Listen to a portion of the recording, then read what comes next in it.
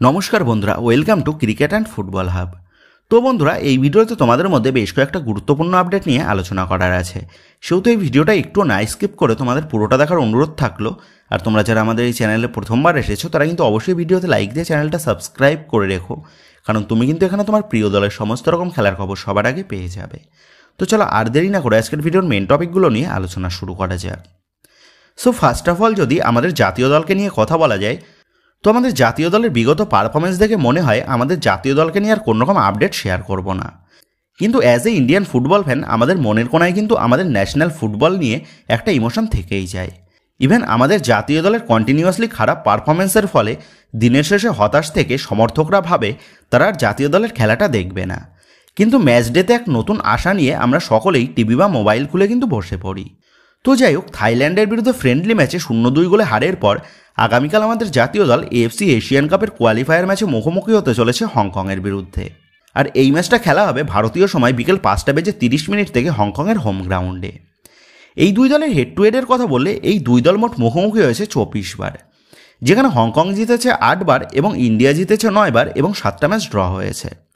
2022-এ এই হংকংয়ের বিরুদ্ধে এএফসি এশিয়ান কাপের কোয়ালিফায়ার ম্যাচে মুখোমুখি হয়েছিল ভারত, যেখানে 4-0 গোলে হংকংকে হারিয়ে জয় তুলে নেয় আমাদের ভারত। তো এই হংকংয়ের বিরুদ্ধে আমাদের ভারতের পাস্ট রেকর্ডটা কিন্তু বেশ ভালো। সেক্ষেত্রে আশা করা যাচ্ছে গত ম্যাচগুলোর পারফরমেন্স থেকে ভুল শুধরে নিয়ে হংকং ম্যাচে জয় তুলে নিয়ে ভারত তারা পরবর্তী রাউন্ডের জন্য এগিয়ে যেতে পারবে। তো এবার যদি এই ম্যাচের লাইভ টেলিকাস্টের বিষয়ে কথা বলা যায়, তো তোমরা জানো এই ম্যাচটা শুধুমাত্র মোবাইলে ফ্যান কোড অ্যাপের মাধ্যমেই দেখানোর কথা হয়েছে। সেক্ষেত্রে টিভিতে কিন্তু এই ম্যাচের কোনোরকম লাইভ টেলিকাস্ট করা হবে না। সেহেতু তোমরা শুধুমাত্র মোবাইলে ফ্যান কোড অ্যাপের মাধ্যমেই এই ম্যাচটা দেখতে পাবে। আর ফ্যান কোডে দেখতে গেলে সাবস্ক্রিপশন বা ম্যাচ পাস নিয়ে তোমাদের টাকা খরচ করে দেখতে হবে। তো তোমরা যারা যারা টাকা খরচ করে খেলা দেখতে পারবে তারা ম্যাচ পাসটা নিয়ে নিও। কিন্তু যারা টাকা খরচ করতে চাও না বা টাকা খরচ করে দেখতে পারবে না, তাদের জন্য এই ম্যাচের সম্পূর্ণ ফ্রি লাইভ লিঙ্ক কিন্তু আমরা দিয়ে দেবো, যেমনটা গত ফ্রেন্ডলি ম্যাচেও তোমাদের দিয়েছি। সেক্ষেত্রে যারা যারা ফ্রি লাইভ লিঙ্ক দিয়ে খেলা দেখতে চাইছো কিন্তু এখনও পর্যন্ত আমাদের চ্যানেলটাকে সাবস্ক্রাইব করোনি, তারা আর দেরি না করে অবশ্যই আমাদের চ্যানেলটাকে সাবস্ক্রাইব করে আমাদের সাথে যুক্ত হয়ে যেও। কারণ তোমরা চ্যানেলটা সাবস্ক্রাইব করলেই তোমরা কিন্তু আমাদের দেওয়া ফ্রি লাইভ লিঙ্কটা পেয়ে যাবে ম্যাচটা চালু হলেই। সেক্ষেত্রে তোমরা অবশ্যই ফ্রিতে এইচডি কোয়ালিটিতে এই হাই ভোল্টেজ ম্যাচের খেলাটা ফ্রিতে দেখার জন্য আমাদের চ্যানেলটাকে সাবস্ক্রাইব করে পাশে থাকা বেল আইকনটা প্রেস করে দিও। তো এবার যদি এই ম্যাচের জন্য আমাদের জাতীয় দলের সম্ভাব্য একাদশ কেমন হতে পারে সেই নিয়ে কথা বলা যায়, তো এই ম্যাচের জন্য দুই রকমের প্লেইং 11 বা ফরমেশন ইউজ করতে পারে আমাদের জাতীয় দলের হেড কোচ মানালো মার্কোয়েজ রোকা, যেখানে একটা 4-4-2 ফরমেশন এবং অপরটা 4-2-3-1 এই ফরমেশন। সেক্ষেত্রে সর্বপ্রথম যদি 4-4-2 ফরমেশন নিয়ে কথা বলা যায়, তো এই ম্যাচের জন্য আমাদের ভারতের গোল পোস্টের নিচে দেখা যাবে বিশাল কায়েতকে, 4-এর ডিফেন্সে দেখা যাবে অভিষেক, সন্দেশ, আনোয়ার আলী এবং আশিস রায়কে। তো এখানে আশিস রায়কে পরিবর্তন করা হতে পারে। মাঝমাঠের দুই ডিফেন্সিভ মিডফিল্ড পজিশনে দেখা যাবে আপুইয়ার সাথে সুরেশ সিংকে, আর দুই উইং পজিশনে দেখা যাবে লিস্টন কোলাসের সাথে ছাংতেকে, এবং আপফ্রন্টের জোড়া স্ট্রাইকার হিসাবে এখানে রাখা হয়েছে সুনীল ছেত্রীর সাথে মানবীর সিংকে। তো 4-4-2 ফরমেশনে এটা কিন্তু বেস্ট প্লেইং 11 হতে পারে আমাদের জাতীয় দলের। এবার পরবর্তী ফরমেশনটা নিয়ে কথা বললে, এখানে পরবর্তী ফরমেশনটা রাখা হয়েছে 4-2-3-1 এই ফরমেশনে, যেখানে গোল পোস্টের নিচে দেখা যাবে বিশাল কায়েতকে, 4-এর ডিফেন্সে থাকবে অভিষেক, সন্দেশ, আনোয়ার আলী এবং আশিস রায়। মাঝমাঠের দুই ডিফেন্সিভ মিডে দেখা যাবে আপুইয়ার সাথে সুরেশকে, আপফ্রন্টের লেফট উইংয়ে থাকবে লিস্টন কোলাস এবং রাইট উইংয়ে থাকবে ছাংতে, এবং অ্যাটাকিং মিডে দেখা যাবে ব্র্যান্ডন ফার্নান্ডেসকে, এবং সিঙ্গেল স্ট্রাইকার হিসেবে দেখা যাবে সুনীল ছেত্রীকে। তো 4-2-3-1 এই ফরমেশনে কিন্তু এটাও বেস্ট প্লেইং 11 হতে পারে আমাদের জাতীয় দলের জন্য। তো বন্ধুরা, তোমরা কমেন্ট করে জানিও হংকংয়ের বিরুদ্ধে আমাদের জাতীয় দলের প্লেইং 11 কেমন হতে পারে এবং এই ম্যাচের ফলাফলই বা কী হতে পারে বলে তোমার মনে হচ্ছে। এই বিষয়ে তোমাদের মতামতটা অবশ্যই নিচে কমেন্ট করে জানিয়ে দিও। তো এবার সরাসরি আইএসএলের ট্রান্সফার রিলেটেড আপডেট নিয়ে কথা বললে সর্বপ্রথম বেরিয়ে আসছে 25 বছর বয়সী ভারতীয় মিডফিল্ডার লালনুনথলুঙ্গাকে নিয়ে। 40 লাখ টাকা মার্কেট ভ্যালুর এই তরুণ ভারতীয় মিডফিল্ডার সে গত মৌসুমে খেলছিল আই লিগের ক্লাব শ্রীনিধি দলের হয়ে। গত মৌসুমে শ্রীনিধি দলের মিডফিল্ড পজিশনে দুর্দান্ত পারফরমেন্স করার ফলে এই লালনুনথকে কিন্তু আইএসএলের বেশ কিছু ক্লাব টার্গেটে রেখেছিল। তবে শেষ পর্যন্ত গিয়ে এই লালনুনথকে নিজেদের দলে চূড়ান্ত করে নিল মুম্বাই সিটি এফসি, এবং এই লালনুনথের পাশাপাশি 1 কোটি টাকা মার্কেট ভ্যালুর 24 বছর বয়সী ভারতীয় সেন্টার ব্যাক পজিশনের প্লেয়ার মাটান রায়না, যে গত মৌসুমে খেলছিল আই লিগের ক্লাব রাজস্থান ইউনাইটেড এফসি দলের হয়ে। তো রাজস্থান ইউনাইটেড এফসি দলের এই তরুণ ভারতীয় ডিফেন্ডারকে এবার কিন্তু 3 বছরের একটা লম্বা চুক্তিতে নিজেদের দলে চূড়ান্ত করে নিল ইস্ট বেঙ্গল ম্যানেজমেন্ট। এই মৌসুমে আই লিগ থেকে বেশ কিছু প্লেয়ারকে আমরা কিন্তু আইএসএল মঞ্চে দেখতে পেতে চলেছি, যাদের মধ্যে ইতিমধ্যেই ইস্টবেঙ্গল ম্যানেজমেন্ট তারা কিন্তু আই লিগে বেশ কিছু দুর্দান্ত পারফরমেন্স করা প্লেয়ারকে নিজেদের দলে চূড়ান্ত করে নিয়ে ট্রান্সফার মার্কেটে অলরেডি চমক দেওয়া শুরু করে দিয়েছে। তো আমরা সকলেই আশা করব আই লিগ থেকে যে সমস্ত প্লেয়ারদেরকে আইএসএল ম্যানেজমেন্টরা নিজেদের দলে চূড়ান্ত করছে তাদেরকে যেন পর্যাপ্ত পরিমাণে গেম টাইম দিয়ে ভারতীয় ফুটবলের সাপ্লাই লাইনটাকে সচল রাখে। তো এবার পরবর্তী আপডেটটা বেরিয়ে আসছে 28 বছর বয়সী ভারতীয় লেফট ব্যাক পজিশনের প্লেয়ার সেভিয়ার গামাকে নিয়ে।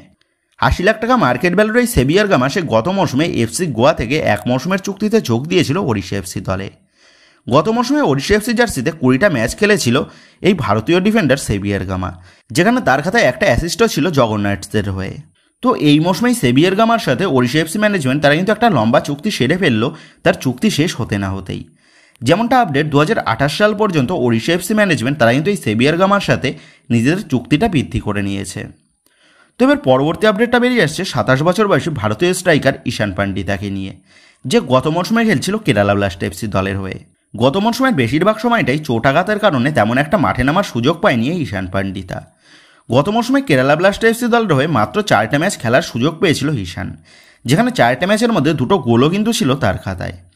তবে গত মৌসুম শেষ হওয়ার পরেই ঈশানের সাথে কিন্তু নতুন করে চুক্তিবৃদ্ধি করেনি কেরালা ব্লাস্ট এফসি ম্যানেজমেন্ট, যার ফলে ঈশান সে কিন্তু বর্তমানে উইদাউট ক্লাব রয়েছে। আর এই মুহূর্তে দাঁড়িয়ে ঈশানকে নিয়ে যে লেটেস্ট আপডেটটা বেরিয়ে এসেছে সেটা হচ্ছে এই ভারতীয় স্ট্রাইকারকে এই মৌসুমে দলে পেতে ট্রান্সফার মার্কেটে কিন্তু ইন্টারেস্ট শো করেছে পাঞ্জাব এফসি ম্যানেজমেন্ট, এবং পাঞ্জাব এফসির পাশাপাশি আইএসএলের আরও বেশ কিছু ক্লাব তারা কিন্তু ইন্টারেস্টেড রয়েছে এই ঈশান পান্ডিতাকে দলে নেওয়ার বিষয়ে। সেক্ষেত্রে এখন এটাই দেখার বিষয় হবে এই ঈশান পান্ডিতা সে কোন দলে যোগ দেয় এই মরশুমে। এবার পরবর্তী আপডেটটা বেরিয়ে আসছে মোহনবাগানের রেজিস্টার ব্যানের বিষয়ে। তো তোমরা জানো মোহনবাগান দল তারা কিন্তু ফিফার তরফ থেকে নতুন প্লেয়ার রেজিস্টারের ক্ষেত্রে ব্যান খেয়েছে, এবং সেই ব্যানটা তোলার জন্য মোহনবাগান ম্যানেজমেন্ট তারা কিন্তু ইতিমধ্যেই ফিফার কাছে যাবতীয় নথিপত্র পাঠিয়ে দিয়েছে বেশ কিছু সপ্তাহ আগেই। কিন্তু এখনও পর্যন্ত ফিফার তরফ থেকে মোহনবাগানের ব্যানটাকে কিন্তু ওঠানো হয়নি, যার ফলে মোহনবাগান সমর্থকরা কিন্তু সকলেই চিন্তিত আছে, কারণ ট্রান্সফার মার্কেটটা যেহেতু ওপেন হওয়ার দিন এগিয়ে এসেছে। আর সেই কারণেই মোহনবাগান সমর্থকরা ভাবছে ওই ব্যানটা কবে ওঠানো হবে। তো এই বিষয়ে তোমাদের জানিয়ে রাখি ফিফার কাছে এই ব্যান রিলেটেড কিন্তু প্রায় 1000 থেকে 1200টার কাছাকাছি কেস পেন্ডিং রয়েছে, এবং গত কয়েকদিন আগে ফিফার তরফ থেকে বেশ কিছু ক্লাবকে ক্লিয়ারেন্স দেওয়া হয়েছে। আর যেমনটা খবর এবার পরবর্তী যে স্লটের ক্লিয়ারেন্স দেওয়া হবে সেই স্লটে কিন্তু মোহনবাগান রয়েছে। সেক্ষেত্রে আগামী কয়েকদিনের মধ্যেই মোহনবাগানকে ক্লিয়ারেন্স দিয়ে দেওয়া হবে তেমনটাই আপডেট। সেক্ষেত্রে এই বিষয় নিয়ে মোহনবাগান সমর্থকদের কিন্তু চিন্তার বেশি কারণ নেই, খুব শীঘ্রই এই বিষয় নিয়ে কিন্তু সুখবর পেতে চলেছে মোহনবাগান সমর্থকরা। তো এবার পরবর্তী আপডেটটা বেরিয়ে আসছে 31 বছর বয়সী ভানুয়াতুর সেন্টার ব্যাক পজিশনের প্লেয়ার ব্রায়ান কালতাককে নিয়ে, যাকে নিয়ে গত বেশ কিছু ট্রান্সফার উইন্ডো ধরে মোহনবাগানকে নিয়ে কিন্তু একটা লিঙ্ক আপের খবর জানা গেছিল। ইভেন গত কয়েকদিন আগেও অস্ট্রেলিয়ার এক সংবাদ মাধ্যমের তরফ থেকে রিপোর্ট করা হয় সেন্ট্রাল কোস্ট মেরিনার্স ছেড়ে এই ব্রায়ান কালতাক সে মোহনবাগান দলে যোগ দিতে চলেছে, এবং মোহনবাগান ম্যানেজমেন্টের টার্গেট লিস্টেও কিন্তু ছিল এই ব্রায়ান কালতাক। তবে মোহনবাগান কোচ হোসে মলিনার পরামর্শ মতন টম অ্যালড্রেডের সাথে মোহনবাগান ম্যানেজমেন্ট নতুন করে চুক্তি বৃদ্ধি করার পর এই ব্রায়ান কালতাকের ডিল থেকে কিন্তু সরে এসেছে মোহনবাগান ম্যানেজমেন্ট, এবং অবশেষে এই ব্রায়ান কালতাক সে কিন্তু সই করে দিল এ লিগের ক্লাব পার্থ গ্লোরি দলের হয়ে, যে দলে মোহনবাগান দলের প্রাক্তন অস্ট্রেলিয়ান তারকা ডেভিড উইলিয়ামস খেলছিল। তো এই ব্রায়ান কালতাককে আমরা এই মৌসুমে সবুজ মেরুন জার্সিতে দেখতে না পেলেও পরবর্তীতে ব্রায়ান কালতাককে কিন্তু আমরা মোহনবাগান জার্সি পরে দেখতে পেতেই পারি, কারণ মোহনবাগান ম্যানেজমেন্ট তারা যেহেতু ব্রায়ান কালতাকের পেছনে বেশ কিছু মরশুম ধরে পড়ে রয়েছে, সেহেতু আগামীতেও যে মোহনবাগান ম্যানেজমেন্ট এই ব্রায়ান কালতাককে টার্গেট করবে না তেমনটা কিন্তু বলা যাচ্ছে না। সেক্ষেত্রে আগামীতে এই ব্রায়ান কালতাকের কিন্তু সবুজ মেরুন জার্সিতে মাঠে দেখতে পাওয়ার একটা সম্ভাবনা রয়েছে।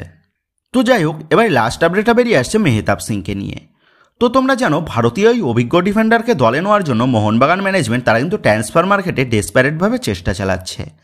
অপরদিকে এবার মুম্বাই সিটি এফসি ম্যানেজমেন্ট তারাও চেষ্টা চালাচ্ছে তাদের দলের এই নির্ভরযোগ্য ডিফেন্ডারকে দলে ধরে রাখতে। এর পাশাপাশি আবার এই মেহতাব সিংয়ের ডিলে ইস্টবেঙ্গল ম্যানেজমেন্ট তারাও কিন্তু ইন্টারেস্টেড, এবং গত কয়েক সপ্তাহ ধরে যেমনটা আপডেট ছিল মেহতাব সিংকে দলে পাওয়ার রেসে মোহনবাগান ম্যানেজমেন্ট তারা এগিয়ে রয়েছে।